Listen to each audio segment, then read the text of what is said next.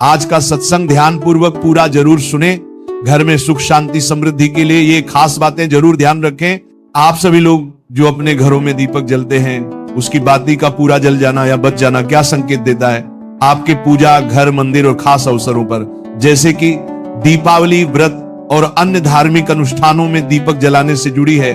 क्या कभी सोचा होगा या देखा होगा कि जब आप दीपक जलाते हैं तो वो आपके जीवन में कौन से संकेत दे रहा है? क्या आपकी दीपक की बाती पूरी तरह से जल जाती है या वह आध जली रह जाती है? और क्या दीपक की बाती पर फूल बनने का क्या अर्थ क्या होता है? क्या आपको पता है कि पहले से जले हुए दीपक में बाती जलाना आपकी परेशानियों का कारण हो सकता है या नहीं? और कितने समय तक, कितने सालों तक एक ही दीपक का उपयोग करना शुभ माना जाता है या अशुभ? आज हम इन सभी रहस्यों का पर्दाफाश करेंगे और जानेंगे कि दीपक आपके जीवन में खुशहाली या बाधाएं कैसे ला सकता।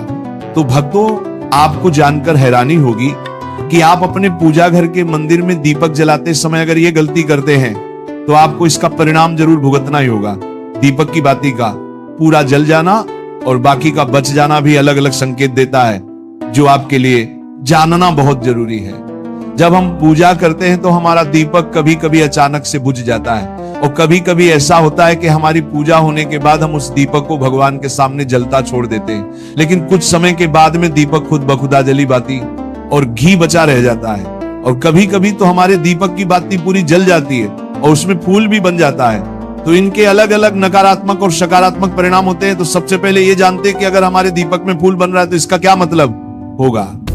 प्रिय मित्रों, अगर हमारे दीपक की बाती में फूल बन रहा है तो इसका सीधा सा मतलब है कि भगवान ने हमारी प्रार्थना को स्वीकार कर लिया है और वह हमारी पूजा से प्रसन्न है। इसका संकेत वह बाती में बने इस फूल के माध्यम से देते हैं। अगर आपके घर में दिव्य शक्तियां मौजूद हैं और आपके साथ साथ वह भी ईश्वर की पूजा में अपना ध्यान रखती हैं, तो आपकी दीपक की बाती में एक से ज्यादा फूल बनते हैं और कभी कभी साथ ही किसी भी देवी देवता का रूप भी दिखने लगता है। तो अगर आपके दीपक की बाती में फूल बन रहा है तो आप सच में बहुत भाग्यशाली हैं। इसी के साथ दीपक जलाने के भी कुछ खास नियम आपको जरूर जानने चाहिए। भक्तों, अगर आप पहले से जले हुए दीपक में अपनी बाती रखकर जलाते हैं तो ऐसा करने से दुर्भाग्य आपका पीछा कभी नहीं छोड़ता है। अगर दीपक में पहले से जली हुई बाती की राख या फिर रुई और कालिक है और आपने अपनी बाती इसमें रखकर जला दी तो ऐसा करने से भगवान आपसे प्रसन्न होने की बजाय नाराज हो जाते हैं और आपको इसके बहुत ही भयानक परिणाम देखने को मिलते हैं। आपके बनते हुए काम बिगड़ने लगते हैं, आपकी तिजोरी का धन खर्च होने लगता है और आपके धन आने के सारे रास्ते भी बंद हो जाते हैं। तो हमेशा ये ध्यान रखें कि जब भी आप दीपक जलाएं, आप हमेशा साफ सुथरे दीपक का ही इस्तेमाल करें।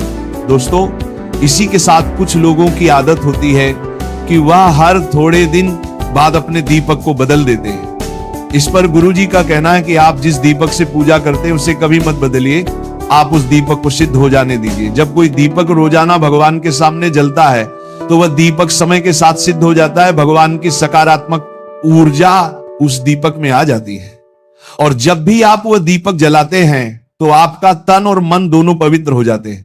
तो आप हर रोज उस दीपक को साफ कीजिए, फिर उसमें बाती रखकर जलाएं।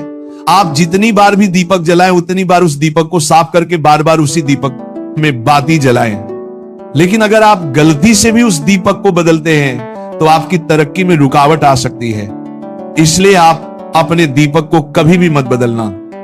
10 साल 20 साल तक आप उसी दीपक में लगातार बाती जलाएं, इससे आपका दीपक सिद्ध हो जाएगा और आप इसका चमत्कार अपने घर में भी देख सकते हैं। अगर आपके घर में कोई भी रोगी हो, बीमार हो या किसी का बुखार नहीं जा रहा हो तो आप इस दीपक को थोड़ी देर के लिए किसी बर्तन में डालिए और अब उस रोगी को ये पानी पिला दीजिए। 10 से 15 मिनट के भीतर उसका बुखार उतर जाएगा। वहीं अगर आपके घर में किसी को नजर लगी हो या फिर आपके व्यापार में किसी की नजर लगी हो, आपका धंधा अच्छे से नहीं चल रहा हो, तो भी आप इस दीपक को तांबे के बर्तन में पानी भरकर उसमें डाल दीजिए और रात भर के लिए छोड़ दीजिए। अगले दिन सुबह पानी का छिड़काव अपने घर में और अपनी दुकान पर करिए। ऐसा करने से आपको साफ साफ परिणाम दिखाई देंगे, क्योंकि जब हम लगातार एक ही वस्तु का प्रयोग अपनी पूजा में करते हैं तो वह वस्तु शुद्ध हो जाती है।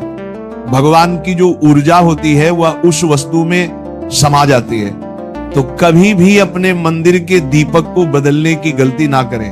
दोस्तों, अगर आपके मंदिर का दीपक टूट जाता है या फिर खराब हो जाता है या खंड हो जाता है, तभी आप उस दीपक को बदल सकते हैं। लेकिन फिर भी आप उस दीपक को ना फेंक, बल्कि इसे अपने घर में संभाल कर रखें, क्योंकि यह भगवान की सकारात्मक ऊर्जा का भंडार होता है।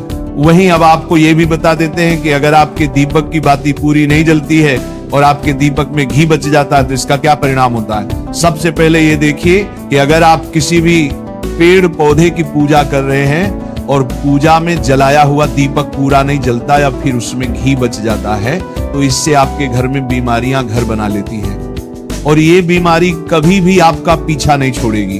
तो जब भी आप किसी भी पेड़ पौधे या मंदिर के बाहर किसी भी स्थान पर पूजा करें तो यह ध्यान रखें कि उसकी बाती पूरी जले और उसमें घी बचा हुआ ना हो, क्योंकि यह आपकी अच्छी सेहत के लिए बहुत ही अच्छा प्रभाव देगा। वहीं अगर आपके घर के मंदिर में दीपक की बाती पूरी नहीं जलती और पूजा करते समय दीपक बार बार बुझ जाता है तो जरूर आपके घर में नकारात्मक ऊर्जा का वास है और यह आपकी पूजा में विघ्न डालने का काम करती है।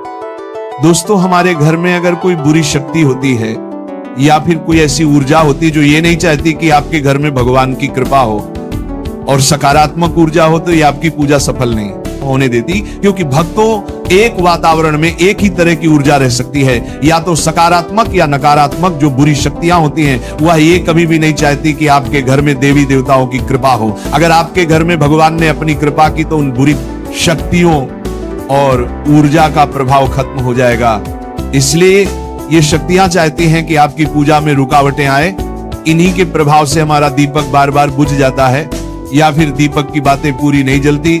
इस सब से बचने के लिए आपको सच्चे मन से भगवान का स्मरण करना चाहिए। जब भी आप दीपक जलाएं, भगवान से प्रार्थना करें कि आपके आसपास जितनी भी नकारात्मक ऊर्जा हो वो आपसे दूर रहे और भगवान की कृपा आप पर बनी रहे। ऐसी शक्तियों से बचने के लिए जब भी आप दीपक जलाएं, गंगा जल से एक गोल घेरा बना लें और उस घेरे में दीपक को रखें, क्योंकि दोस्तों गंगा जल को बहुत ही पवित्र माना गया है और महादेव का वरदान भी गंगा जल को प्राप्त है।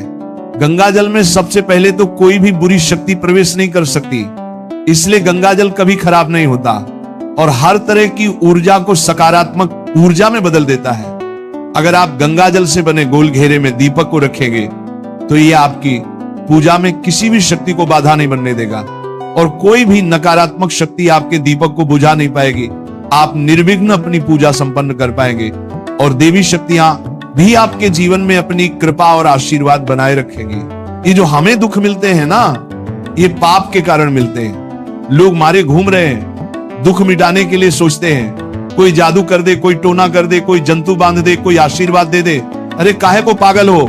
यदि तुम अच्छे आचरण करते हो, भगवान नाम जप करते हो, सधर्म से चलते हो, तो तुम्हें किसी से आशीर्वाद मांगने की जरूरत नहीं।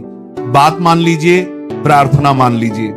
दिखावे में लाखों लोग अपने जीवन को नष्ट करने के लिए तैयार हैं। ये माया का ही तो दिखावा है जिसमें जन्म के जन्म हमारे नष्ट होते जा रहे हैं। सत्य मार्ग को क्यों नहीं पकड़ते हो?